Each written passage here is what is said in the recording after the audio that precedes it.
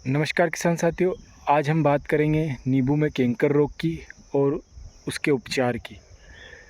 तो किसान साथियों, कैंकर रोग नींबू के लिए एक घातक बीमारी है। यह जब नींबू और यह कब आता है तो किसान साथियों, यह आता है बारिश के दिनों में। जैसे ही बारिश स्टार्ट होती है ये नींबू में आने लग जाता है। तो आज हम आपको बताएंगे कि ये किस तरीके से हमारे पौधों में नुकसान करता है। तो आप देखिए, मेरा ये एक पौधा है, इसमें पिछले साल कैंकर रोग आया था। तो आप देखिए, ये इस तरीके से ये देखिए, इस तरीके से पौधे पर घाव हो जाते हैं और इस तरीके से फिर डालियाँ सूखने लग जाती है। हमने कुछ डालियाँ तो इसमें से निकाल दी थी, लेकिन ये कुछ बच गई है, तो इसे भी हम काट कर निकाल देंगे।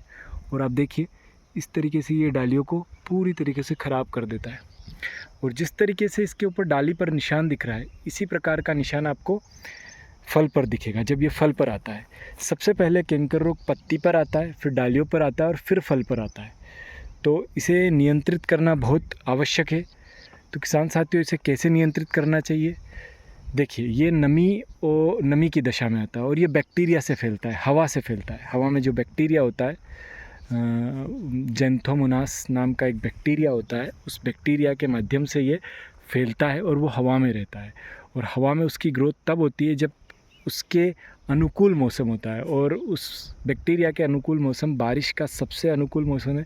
ये इसी मौसम में फैलता है और ये हमें नवंबर तक परेशान करता है। दिसंबर तक भी आ सकता है जब ओस गिरती है।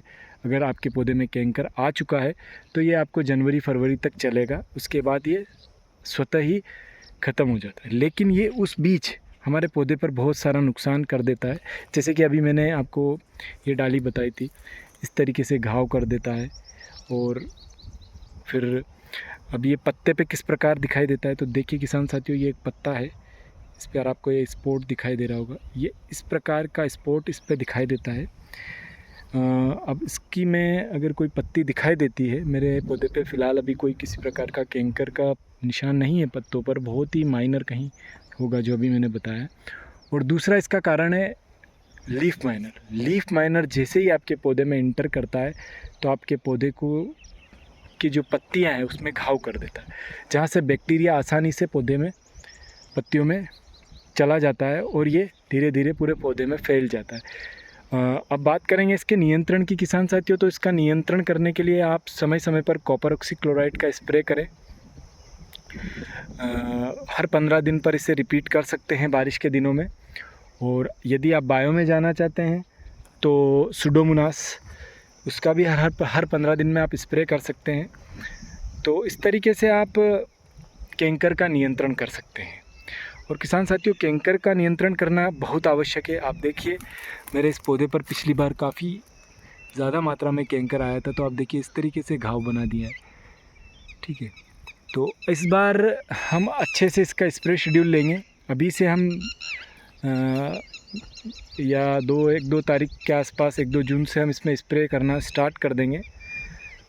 हम सुडोमोनास का भी स्प्रे करेंगे और कॉपर ऑक्सीक्लोराइड का भी स्प्रे करेंगे। तो एक के बाद एक स्प्रे हम अल्टरनेटिव करते रहेंगे, ताकि हमें इसको नियंत्रित करना है अक्टूबर के आखिरी महीने तक। उसके बाद कैंकर का इतना कोई समस्या नहीं आती है यदि बारिश नहीं हुई हो तो। बाकी अक्टूबर नवंबर तक हम अगर यदि हमने इसको नियंत्रित करके रखा तो हमारा बगीचा बिल्कुल अच्छे से सर्वाइव करेगा। किसी प्रकार के फल के ऊपर इसमें दाग नहीं आएगा और किसी भी प्रकार के घाव नहीं होंगे पौधे पर। तो किसान साथियों, कैंकर को आप नियंत्रित करके रखें। और ख़ासकर नींबू के किसान तो इस बीमारी से सावधान रहें, क्योंकि ये नींबू में भयंकर तरीके से आता है, बहुत ही भयंकर। जब ये फैलता है तो हवा के माध्यम से इतना फैलता है कि आज आपने एक पौधे पर देखा है, कल 2 पौधे पर, 1 सप्ताह के अंदर ये पूरे बगीचे में फैल जाता है। तो किसान साथियों, इसका ध्यान रखें, समय समय पर अपने पौधों का निरीक्षण करते रहें, ताकि आपको शुरुआती अवस्था में ही कैंकर को आप नियंत्रित कर सकें। और आज की जानकारी यहीं तक थी। आगे फिर आपको एक नए विषय पर हम आपके सामने प्रस्तुत होंगे, एक नया विषय लेके। तब तक के लिए धन्यवाद, नमस्कार।